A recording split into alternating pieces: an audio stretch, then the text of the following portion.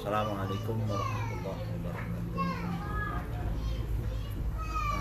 Sebagaimana kita janji kemarin tentang pengajian yang malam minggu yang kemarin, dari kajian kita Qawaidul Mukhtaroh yang streamingnya nggak ada suara, karena kita ulang kajiannya dari kita Qawaidul Mukhtaroh pasal afatu syabih, bahaya dari kenyang. Biasa kenyang bikin apa ya? Kalau sanifu hafizatullah wa mata Allah tulah Muhammad.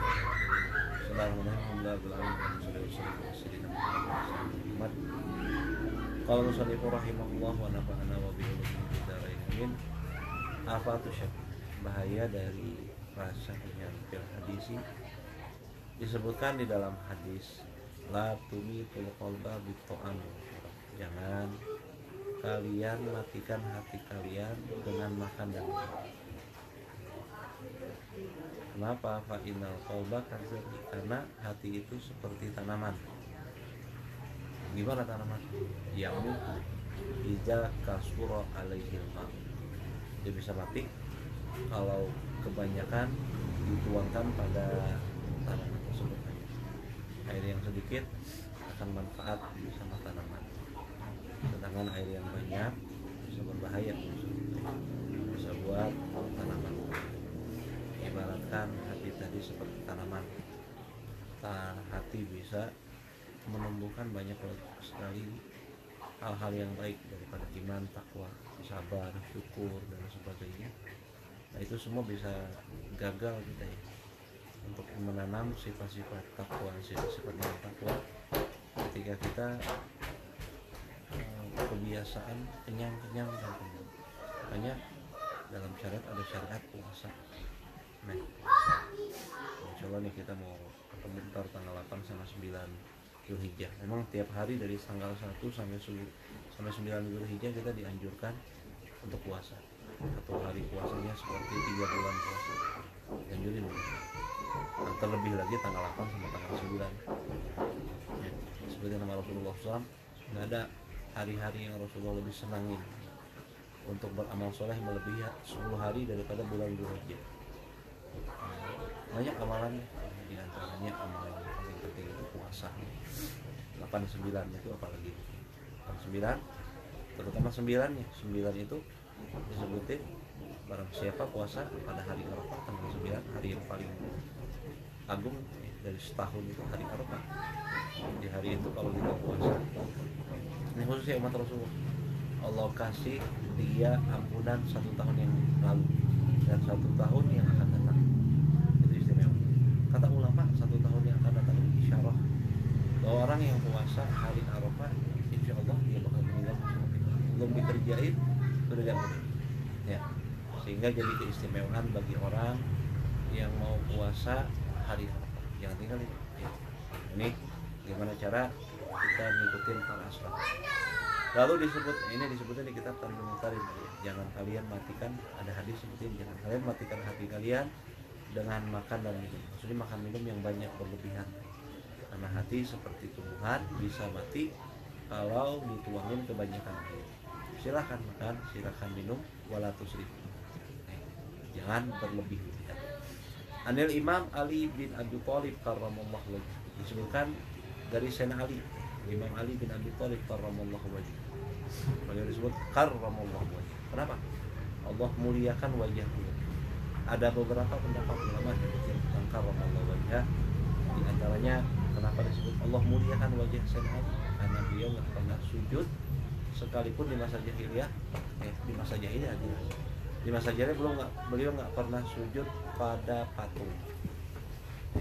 Jadi keistimewaan sekalipun belum datang syariat, beliau nggak pernah melakukan salah satu perbuatan syirik, yaitu sujud sama patung. Nah gitu. Ada lagi pendapat katanya beliau nggak pernah lihat maluan tentang karomullah juga. Memang hal sepele sih. Cuman di antara kita nganggap hal itu biasa. Padahal para ulama soleh nganggap itu buruk, walaupun makruh, nggak haram. Jadi itu nggak baik. Hal yang buat ulama yang nggak pantas lah ditinggalin ngapain. Nah, jadi Sayyidina Ali bilang apa nih? Yang disebut ana madinatul ilmu Ali babuha. Aku ini adalah kota ilmu kata Rasulullah. Ali adalah pintu. Menunjukkan akan luasnya ilmunya Sayyidina Ali, sepupunya Rasulullah, mantunya Rasulullah, sahabatnya Rasulullah, khalifahnya Rasulullah. Dia diasuh sama Rasulullah dari kecil.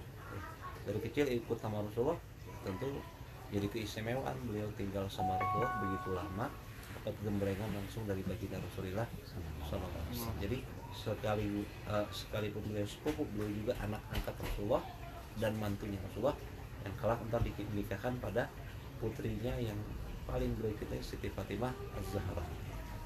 Nah, beliau bilang apa? Qal ma syabi'tu qat illa asaitu aw hamamtu bil masih. Aku ini nggak pernah kenyang sekalipun melainkan di saat kenyang itu jadi maksiat. Mungkin maksiat dalam pahamnya Sayyidina Ali itu berbeda dengan maksiat arti kita ya.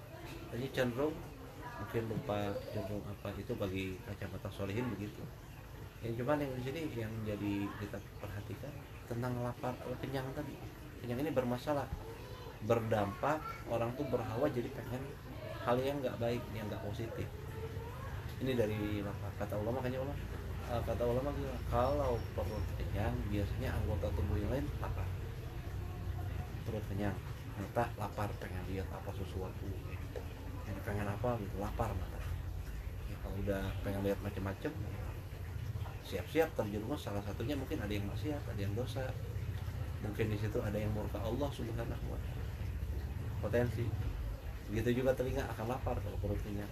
Jadi kebalikannya, anggota tubuh tangan, kaki dan sebagainya semua jadi lapar ketika perut kenyang. Tapi sebaliknya, ketika perut lapar, yang lain kenyang. Makanya lagi puasa cenderung kita adem nih, cenderung lebih kalem, nggak macam-macam, nggak apa namanya ya, dibawa ibadah lebih nyaman ya.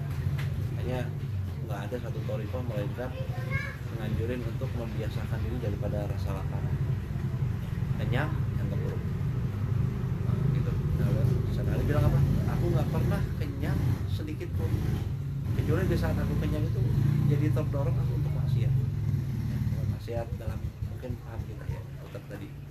Au hamam tuh bil maksiat. Atau minimal Sayyidina Ali kalau nggak maksiat, aku jadi pengen maksiat, jadi ada keinginan maksiat. Jadi gitu. Itu efek buruk dari maksiat kenyang tadi. Itu disebutin dalam kitab Manhajus Sawi. Lalu disebutkan juga oleh Imam Syafi'i, imam kita mazhab Imam Syafi'i Muhammad bin Idris rahimahullah taala wa nafa'ana bihi wa bi ulumi ma syabi'tu. Aku enggak pernah kenyang mundu sita asyarata sanatan. Aku enggak pernah kenyang dari semenjak 16 tahun. Enggak pernah kenyang. Bagaimana kita? Tiap hari kita kenyang dulu ya. Kenyang lagi. Pantas cenderung kita sama manusia. Senari, sana Imam Syafi'i bilang, aku nggak pernah kenyang selama 16 tahun. Ila syab'atan toroh Tuhan misal. Kecuali satu kali aku kenyang, itu pun aku lepehkan, aku muntahkan pada waktu itu juga. Beliau nggak suka sama itu. Nah, lalu li'anna syib'a, kenapa aku nggak mau kenyang senali? Li'anna syib'a yuskilul badan. Karena kenyang itu bisa beratin badan. Makanya kalau kita kenyang ya, kita jangan ikut kenyang, sholat malas-malasan, ibadah malas-malasan, baca Quran malas. Itu efek samping dari kenyang. Pertama, bisa memberatkan badan kita, wa yuqassil qalba, dan bisa ngerasin hati. Ini efek bahaya nih kalau kita ngerasin hati, ntar susah, kasih nasihat susah, dapetin ilmu nggak masuk-masuk, dengerin ilmu nggak masuk-masuk, masalah problem besar. Wasawatul qalbi, rasanya hati itu isyarah bahwa hati itu nggak bisa membuahkan sifat-sifat baik, ketakwaan, sabar, syukur, rasa itu macam-macam ya. Kayak tanah yang tandus nggak bisa menumbuhkan sesuatu yang baik. Kedua, jadi kenyang itu pertama beratin badan, kedua ngerasin hati, ketiga yudhilul fitnah, pakai po, kalau pakai tak fitnah, pakai po fitnah kecerdasan. ngilangin kecerdasan. Efek samping ketiga daripada lapar itu kenyang itu adalah ngilangin kecerdasan. Umumnya orang-orang pintar itu mereka menyederhanakan makan, mencari yang bagus-bagus yang nutrisi. Intinya cukup, nggak perlu berlebihan. Waya jelibun nama, efek samping yang keempat bisa membuat kita menarik rasa kantuk, gampang ngantuk, lagi ngantuk. Kenapa? Lapar. Kalau udah banyak ngantuk gimana? Banyak tidur.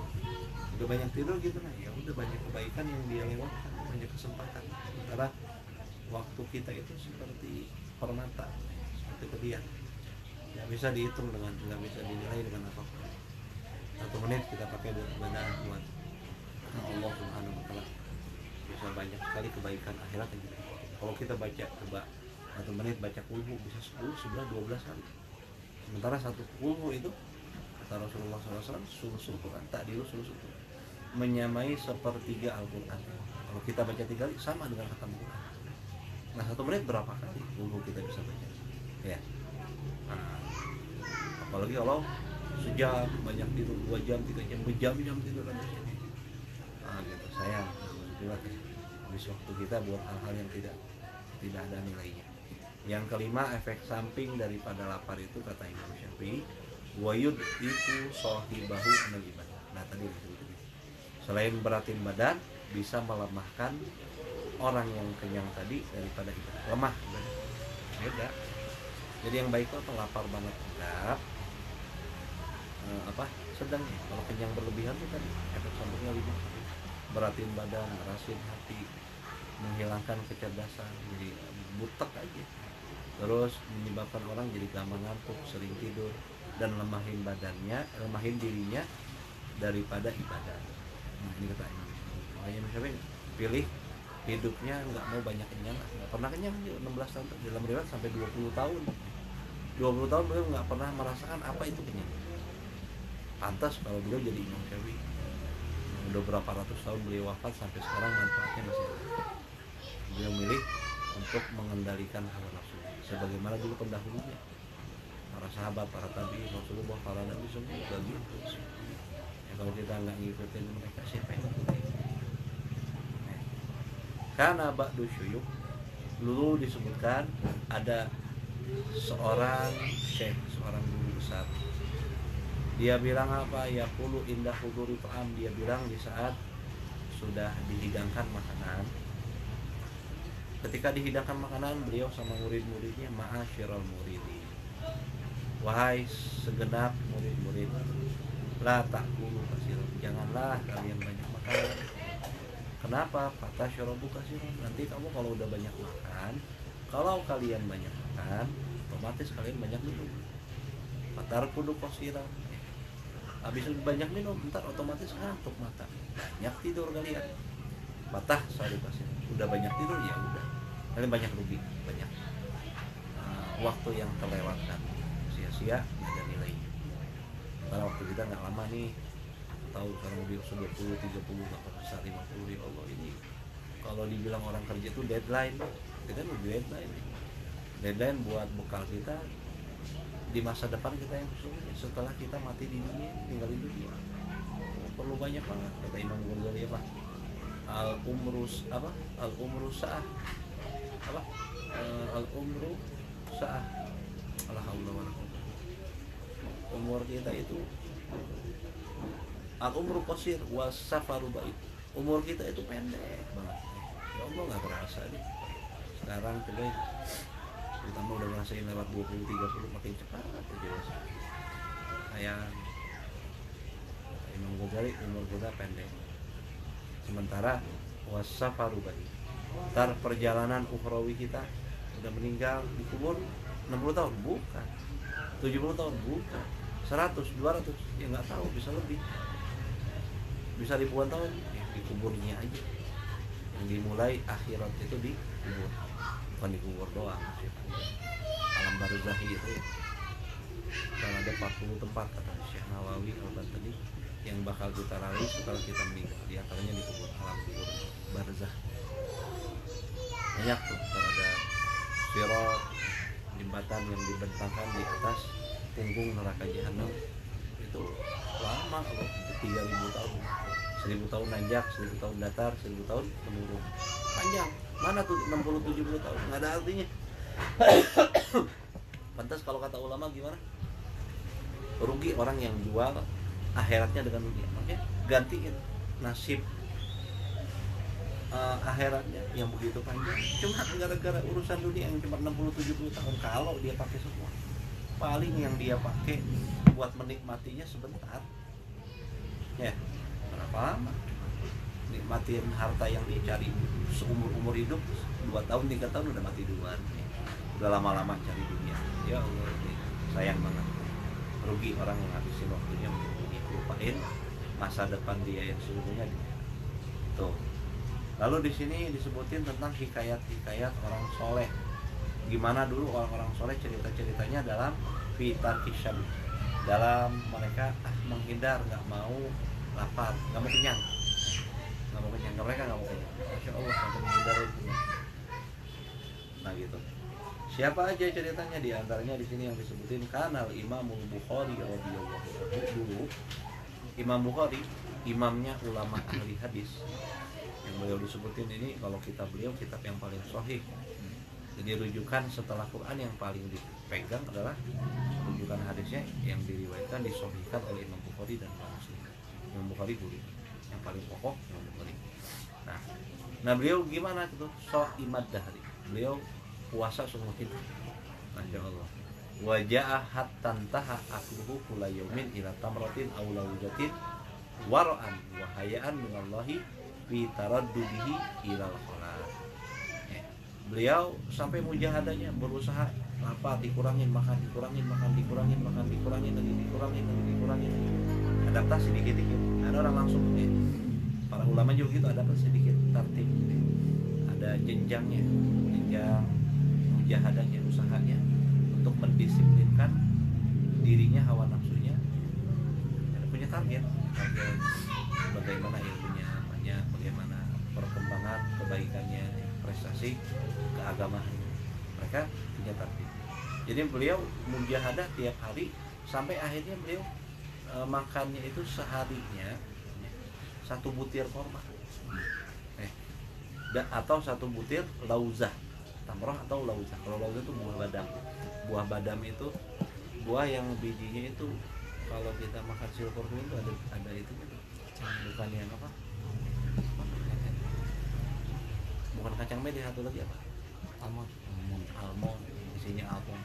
Nah buahnya disebut lauzah kalau bahasa Arab, kalau bahasa Indonesia badam. Beliau 1 badam kira-kira segede gini. Tuh makan seharinya segitu. Kenapa? Kok beliau pilih makan cuma segitu doang? Maka itu kan pagi nasi goreng, siang apa tahu kan, malam apa nggak tahu, macam-macam. Belum lagi pemanasannya, pendinginannya banyak banget. Jadi kenapa waro'an wahayaan minallah? Karena beliau waro, hati-hati. Karena orang udah makan banyak, khawatirnya ada yang syubhat, khawatirnya ada yang haram. Itu pertama karena sifat apik beliau, kehati-hatian beliau. Kedua, karena hayaan minallah, takut sama malu sama Allah Subhanahu wa taala. Malu gimana? Fitaraddudihi ilal. Kalau harus bolak-balik ke toilet, buang air lagi. Kan makan banyak pasti otomatis bolak-balik ke toilet. Buang air kecil lagi, karena banyak minum. BAB lagi karena banyak, otomatis ya. Masa iya masuk nggak keluar. Mereka menyedikitkan makan itu. Imam Bukhari sederhanakan makanan biar nggak harus bolak-balik ke toilet. Makanya tadi makan cuman puncak mujahadah beliau sampai 1 butir korma atau 1 butir badam, 1 buah badam. Karena itu kok bisa sih? Bisa. Tubuh kita Allah kasih, Allah Subhanahu wa taala kasih kita tubuh ini punya kemampuan adaptasi. Banyak ceritanya. Lihat di India tuh orang-orang yang puasa segala macam. Ada yang bisa sehari 2 hari nggak makan. Ada yang sampai 40 hari nggak makan, bisa.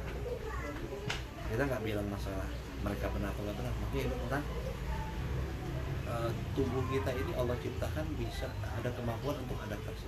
Kalau kita biasakan itu bisa. Banyak ceritanya. Di antaranya Imam Bukhari kayak tadi. Lalu disebutkan karena Sayyidi Ali Al-Khawas, dulu Sayyidi tuanku. Ini tuanku yang nyebutin Sahibul Kitab Tanbihul Muqtadi Imam Sya'rani, guru beliau atau sanad beliau. Nah, beliau bilang tuanku Ali Al-Khawas, salah satu ulama sufi besar, tokohnya para ulama sufi. Bukan tokoh sufi lagi, tokohnya para ulama pembesar sufi. Rahimahullah ta'ala. Kenapa beliau iza akala la yujawizu tis'alukum. Kalau beliau makan enggak lebih dari 9 suap. Makan 9 suap. 9 suap sebenarnya cukup banyak ya. Dibandingkan Imam Bukhari tadi cuma 1 butir kurma. Tapi ulama lain masya Allah kalau kita bisa istiqomah itu luar biasa. Kita kan pengen berbagai macam makanan nih, gorengannya, rebusannya, bakarannya, macam-macam. Wa yaqulu, beliau bilang apa? Qala Rasulullah SAW. Rasulullah SAW dulu bilang hasbu bani Adam luqaimatun yuqimna sulbah. Cukup bagi anak cucu Adam, bani Adam maksudnya manusia, beberapa suap yang bisa menegakkan tulang sulbi. Jadi nggak lemas, maksudnya bisa beraktivitas. Sebenarnya cukup bagi Rasul, kata Rasul. Beberapa suapan aja, sekiranya beberapa suapan itu memberikan dia tenaga untuk menegakkan sulbi, tegak badannya, artinya nggak lemas. Nah, disebutin sama ulama luqaimat min salasi ila tis. Yang dimaksud beberapa, dalam lafalnya luqaimat, dalam hadisnya beberapa lukmah, beberapa suap. Adapun yang maksud beberapa suap ini luqaimat ini kata ulama minas salas dari 3 suapan sampai 9 suapan. Makanya itu yang diamalin sama Syekh Ali Al-Khawas. Beliau kalau makan nggak lebih dari 9 suap. Berarti artinya sudah nggak lebih dari 9 suap, bisa 3 suap, bisa 5 suap, beda-beda. Pokoknya banyak-banyaknya nggak sampai lebih dari 9 suap, itu beliau kebiasaan. Lalu disebutkan qala Syekh Ibnu Hajar Al-Haytami rahimahullah ta'ala. Disebutkan ulamanya, pembesarnya ulama Imam Ibnu Hajar Al-Haytami, Syekh Ibnu Hajar. Kenapa beliau qasaitu fil Jami'il Azhar? Aku pernah terbaring menderita di saat aku lagi kuliah di Universitas Al-Azhar. Itu udah lama ya. Dari zamannya kapan para ulama kita itu udah lama. Universitas paling tua. Banyak jebolan-jebolan situ yang jadi ulama-ulama besar, termasuk Imam Ibnu Hajar. Jadi beliau cerita saat itu beliau lagi kuliah di sana, lagi belajar di sana. Nah, aku menderita minalju daripada rasa sakit, merasakan rasa sakit malatah tamiluhu kuwal basyariyah, yang mungkin nggak sanggup untuk ditanggung oleh kekuatan manusia biasa. Saking lapar, benar-benar lapar luar biasa. Laula ma'unatullahi azza wa jalla wa taufiqu, seandainya bukan karena pertolongan Allah Ta'ala dan taufik dari Allah, niscaya aku nggak kuat. Ini karena pembantuan Allah juga ya, sehingga aku bisa melalui itu semua. Lapar tadi yang luar biasa. Bihaisu inni jalas sufihi arba asnin, sampai kata Imam Ibnu Hajar, aku duduk selama belajar di Jami'ul Azhar 4 tahun mazuktul lahma. Aku nggak pernah ngerasain daging itu gimana rasanya. Nggak pernah ngerasain daging. Ila filailatin du'ina li'ahli, kecuali ada satu malam. Kenapa di satu malam kami ini, maksudnya beliau sama beberapa sahabatnya diundang untuk makan. Tenang ya. Faiza huwa lahmun lam yuqadar. Udah datang ke tempat orang yang undang, ternyata dagingnya belum dimasak, udah lapar banget padahal ya. Fantazornahu ila an ibbiharul lain. Maka kami nunggu masakan tadi, ditunggu biar dimasak dulu sampai tengah malam, lama banget masaknya. Sumaji abihi faiza huwa yabisun. Kemudian setelah masak dihidangkanlah, ternyata dagingnya keras ya. Dagingnya dimasak udah lama-lama tetap aja keras. Kama huwa, sebagaimana sebelumnya. Falam astati min hulukna, sehingga aku nggak bisa mengunyahnya. Akhirnya gagal makan lagi. 4 tahun belajar di Jami'ul Azhar nggak pernah makan sama sekali beliau daging itu ya, masya Allah. Nah, ini sebetulnya di kitab Manhajus Salih. Kalau kita kitab Sifatul Asma. Lalu ada dua faedah lagi. Karena Imamul Auza'i disebutkan dulu Imam Auza'i rahimahullah. Siapa Imam Auza'i? Imam Auza'i ini salah satu imam mazhab, cuman mazhabnya tidak tercatat. Beliau namanya Abdurrahman bin Umar bin Al-Auza'i. Nah, beliau hanya kayak cerita tentang Imam Auza'i. Beliau lahir di Ba'labak, salah satu daerah di Damaskus, pada tahun 88 Hijriah. Lama nih, belum masalah. Kira-kira kalau tahun Masehinya 707 Masehi. Lalu tinggal di Beirut. Banyak cerita tentang Imam Auza'i ini, orang-orang termasuk salah satu orang pembesar ulama, pembesar.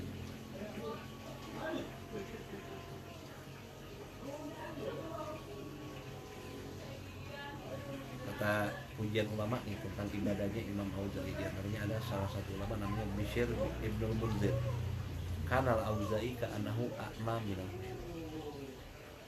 Adapun sifatnya Imam Auza'i itu seperti orang buta.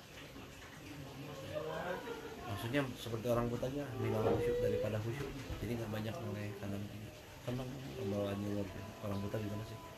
Nih, mensifati kekhusyuan, pembawaan khusyuknya Imam Auza'i. Nah, beliau kata Ibnu Mashar, karena yuhlil laila sholatan wa Qur'an. Beliau bangun malam itu isi dengan sholat dan Quran. Orang ulama itu begitu, ibadahnya hebat luar biasa. Lantas ilmunya hebat, amalnya hebat. Lantas jadi orang besar, dikenang nggak mati sampai sekarang pun disebut-sebutin terus. Nah, gitu. Kenapa nih Imam Auza'i? Ceritanya banyak tentang Imam Auza'i. Nah, di sini disebutin ada kisah tentang Imam Auza'i. Kenapa Imam Auza'i? Ini Imam Auza'i dipuji sama Imam Malik, sama Imam Syafi'i. Orang luar biasa ya. Ketika beliau banyak itu ceritanya. Imam Auza'i ini disebutkan yadukhulul khala kula syahratin marratan. Beliau masuk ke toilet itu sebulan sekali. Ada orang masuk toilet sebulan sekali. Berarti makannya nggak banyak. Kalau kita makan sehari 3 kali ya otomatis bolak balik ke toilet. Beliau cuma sebulan sekali. Kok bisa? Ya bisa. Emang bisa. Ya, tadi dibilang ada kemampuan kalau kita biasa itu adaptasi. Fasoro yadkhulu fi syahri marratan. Maka satu waktu biasanya beliau sebulan sekali masuk ke toilet. Jadi sebulan 2 kali. Nah, maka saat itu pakanat ummuhu takul di asal. Kaget nih. Apaan nih, dianggap nakal nih sama ibunya. Ibunya bilang sama sohibnya, ud'u li Abdurrahman fa innahu qad sara mabtun. Itu panggil Abdurrahman, karena sungguhnya dia udah jadi mabtun, orang yang gemuk, banyak makan, mabtun gitu. Masya Allah, ibunya kayak gitu, pantas jadi ulama besar ya. Sebulan 2 kali makan. Nah, ini beliau yaitu cerita tentang ulama besar. Terakhir disebutkan di antara amalnya Thariqah Syadziliyah. Jadi Thariqah itu banyak ya. Thariqah dibenarkan nggak sama sekali? Benar. Nah, kata satu waktu Al-Habib Abdul Haddad Sahibul Ratib ditanya, Habib, ada berapa sih jumlah Thariqah yang tabarok yang benar itu? Dia bilang, at-turuq ilallah ada di nujum bersama. Jalan Thariqah menuju Allah itu seperti jalan seperti bintang yang ada di langit. Banyak sebenarnya. Selama dia memang ada dasarnya ya, Al-Quran, hadis, nggak melanggar syariat ya bisa dipakai. Apa yang jelas kenapa Pak ketika ditanya Imam Haddad, kenapa kok jalan menuju Allah itu banyak banget? Li'idhamil maksud, karena besarnya maksud tujuan ya. Kalau tempatnya besar otomatis jalannya jadi banyak. Kita mau ke Jakarta karena Jakarta cukup besar, luas ya. Jalannya bisa lewat Tangerang, lewat Bekasi, lewat Bogor, lewat mana gitu ya. Makin besar tempatnya, maka akan semakin besar pula la haula wala quwwata illa billah, semakin banyak pula jalan-jalan yang bisa ditempuh untuk sampai, untuk menjadi yang jadi wasilah untuk sampai kepada tempat tersebut ya. Nah, ini apalagi Allah ya tujuan yang terbesar lebih banyak lagi. Thariqah Alawiyah, Thariqah Syadziliyah, Thariqah Qadariyah, Thariqah Naqsyabandiyah, Thariqah Samaniyah, banyak. Yang jelas Thariqah itu ada dua ya. Kita nggak dianjurin untuk mendalami Thariqah kalau kita belum memahami ilmu syariat yang baik, fikih, wudu, tata cara wudu segala macam. Perbaiki dulu ibadah kita. Tentang Thariqah ya, memang Thariqah harus ya. Itu tentang ketekunan kita, pengasahan kita, fokus kita sama ibadah. Ada yang Thariqahnya banyak-banyak puasa, Thariqahnya banyak-banyak sholat, ada Thariqahnya banyak-banyak sedekah, macam-macam. Ini penekunan ibadah kan amal banyak. Gimana nekunannya? Thariqah tadi. Gitu ya. Jelas ini ada cerita tentang Thariqah Syadziliyah. Di antara amalnya Thariqah Syadziliyah mantu akli ruhin wal jima muddata arba'ina yawman. Mereka nahan diri untuk tidak makan yang beruh, hewan-hewan yang beruh ini yang nggak bernyawa, dan nahan diri nggak jima, nggak hubungan suami istri selama berapa lama? Muddata arba'ina yawman, 40 hari. 40 hari nggak makan yang bernyawa, 40 hari nggak jima sama istri, hubungan suami istri. Wa aniyasuma fitil kaumina, dan dia puasa selama 40 hari tersebut. Itu maksudnya bukan amalan yang kerjakan sekali. Itu tiap kali mereka melakukan satu maksiat, pelanggaran gitu ya, itu didendanya gitu deh. Untuk disiplinkan diri mereka biar patuh sama syariat ya, biar istiqomah. Udah bandel nih, mata maksiat, denda gitu. Telinganya, lisannya bandel nih, nakal nih, ngomongin orang, didenda begitu. Kenapa sih kok harus 40 hari? Ada hadis yang penting, man akhlasholillah arba'ina yawman, barang siapa yang ikhlaskan dirinya pada Allah Ta'ala selama 40 hari, akhrajallahu min qalbi ya nabiul hikmah min qalbihi ila lisani atau kama qala Rasulullah. Allah akan timbulkan sumber-sumber hikmah, kebijaksanaan, ilmu yang manfaat yang keluar dari hatinya, keluar dari lisannya. Dia bakal mendapatkan satu hal yang istimewa. Biasain ikhlasin diri. Ikhlas itu memang perjuangan. Nggak ada orang ceritanya ikhlas langsung dapetin. Nah itu upaya tadi. Sebenarnya upaya untuk mengikhlaskan diri tadi itu ya, menekan hawa nafsu. Sebab kalau hawa nafsu berkobar-kobar, jangan harap bisa ikhlas. Metodenya macam-macam para ulama, yang ditempuh oleh thariqah. Kalau thariqahnya Syadziliyah untuk ikhlaskan diri tadi, mengasah diri biar ikhlas itu ya. Tiap kali maksiat, melakukan pelanggaran, didenda 40 hari puasa dengan tidak jima sama istri, tidak makan yang bernyawa, jadi makan vegetarian aja, insyaallah. Nah begitu, ini cerita semua intinya kembali lagi tentang bagaimana banyak ulama sholihin itu ninggalin makan. Kalau kita nggak bisa seperti mereka, maka ya minimal ada miripnya. Nggak bisa 100% seperti mereka. Nah caranya kita mulai dari 1%, dikit-dikit sampai kita bisa ya. Orang yang mantasyabbaha biqaumin fahuwa minhum, kata Rasulullah SAW atau ulama ya, barang siapa yang berupaya untuk menyerupai, mirip-miripin dirinya sama orang, sama satu kaum, satu kelompok, fahuwa minhum, maka dia termasuk golongan tersebut. Kalau kita mirip sama orang soleh, insya Allah kita dikumpulkan sama orang. Kita nggak bisa kayak Imam Al-Ghazali tadi, belum bisa misalkan, atau nggak bisa seperti Imam Bukhari tadi, nggak bisa seperti para ulama tadi yang luar biasa mujahadahnya. Ya minimal kita gimana ya, ada kenyang tapi jangan sering-sering kenyang, jangan berlebihan, sederhana, biasakan berbagi. Nah ini insya Allah akan melatih kerohanian kita lebih baik lagi, iman kita jadi lebih stabil, tenang ya, takwa kita ya, gimana ntar bisa membuahkan di hati kita tadi berbagai macam sifat takwa, sabar, syukur, tawakal, dan khauf, roja, dan sebagainya, dimulai dengan hati yang baik tadi. Nah, mungkin hati baik kalau misalkan terbiasa kenyang terus, biasain kali-kali lah ya, diantaranya kita puasa, ntar tanggal 8-9 puasa ya. Nah segitu, seperti misalkan Imam Ghazali ya, aib ya, nggak pantas, nggak layak orang itu, terutama orang yang menuntut ilmu itu, yang belajar, yang suka ngaji apa ya, semua sebenarnya sih, karena anjurannya umum. Terlebih lagi kalau dia tolak ninggalin puasa dalam sebulan 3 hari,